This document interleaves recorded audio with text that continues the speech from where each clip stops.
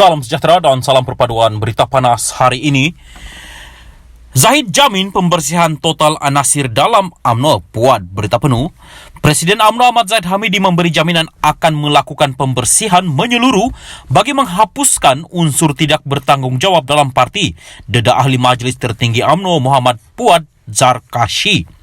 Ini kata Puad kerana golongan terbabit akan merugikan parti.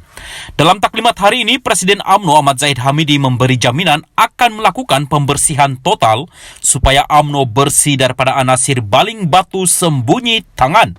Mereka mendatangkan mudarat kepada UMNO. Hala tuju baru UMNO akan dibentangkan dalam ucapan dasar Presiden UMNO Jumaat ini. Justru, pembersihan total UMNO amat disokong, katanya pada satu kenyataan hari ini. Perhimpunan Agung UMNO PAU akan diadakan di Pusat Dagangan Dunia Kuala Lumpur antara 11 dan 15 Januari. Parti berasaskan Melayu itu akan mengadakan pemilihan dalaman sebelum 18 Mei, 6 bulan dalam PRU 15. Ini PAU pertama UMNO sejak Zahid bersetuju bekerjasama dengan bekas musuh politiknya PH untuk membentuk kerajaan baru selepas pilihan raya umum ke-15. Keputusan itu mendapat reaksi bercampur-campur dalam UMNO, dengan beberapa secara terbuka membantah keputusan yang dibuat oleh presiden mereka.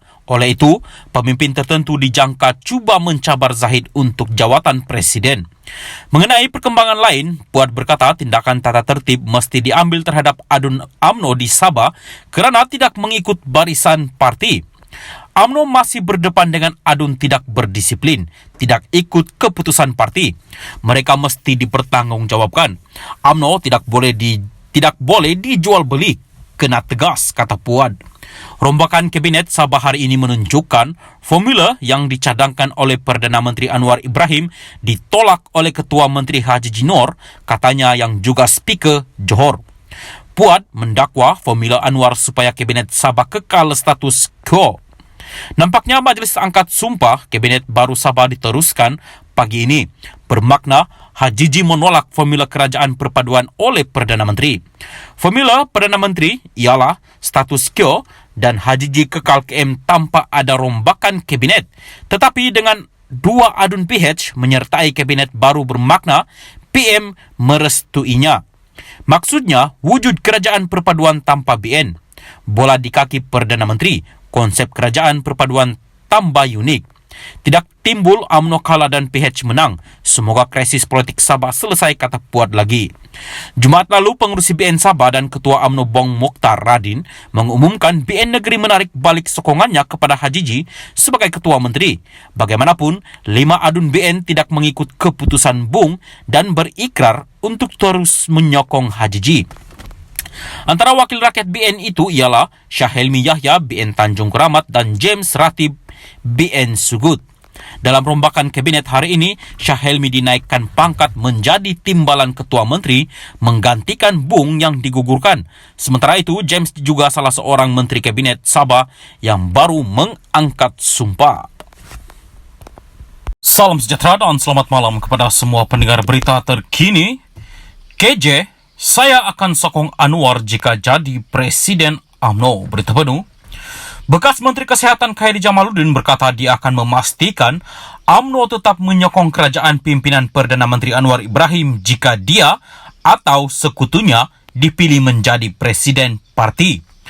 Khairi sebaliknya berkata dia tidak menyokong kaedah pintu belakang untuk perubahan dalam pentadbiran, sambil menambah dia bahkan mahu kerajaan Anwar kekal dan stabil. Terdapat kebimbangan sekiranya berlaku perubahan dalam kepimpinan UMNO.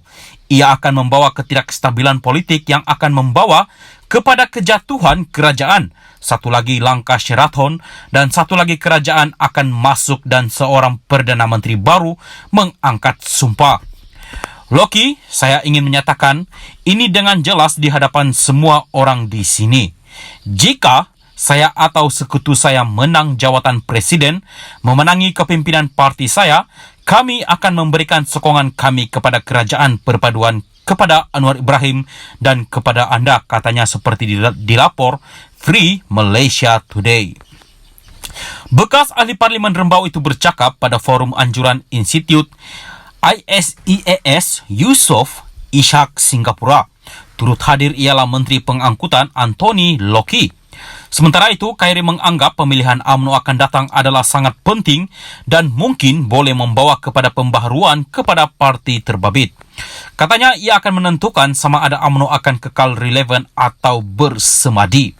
Untuk rekod, Khairi adalah antara nama yang disebut-sebut mungkin dicalonkan untuk jawatan Presiden UMNO dan ia desas-desus itu semakin kuat bertiup apabila dia dilihat tidak sependapat dengan pemimpin tertinggi parti itu, Ahmad Zahid Hamidi. Malah keputusan parti memindahkan dia dari kerusi Parlimen Rembau di Negeri Sembilan yang dianggap selamat ke Sungai Buloh dilihat seperti mahu mematikan kerjaya politik bekas Menteri Kesehatan terbabit.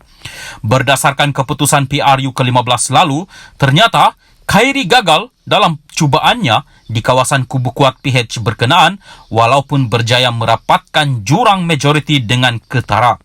Dia kalah kepada calon PH, Ar-Ramanan.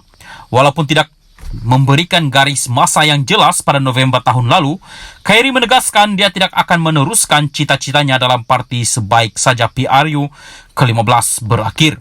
Bagaimanapun, sebulan kemudian Khairi dilaporkan berkata, dia tidak menolak untuk mencabar Ahmad Zahid dalam pemilihan parti tidak lama lagi. Sekian berita, salam perpaduan.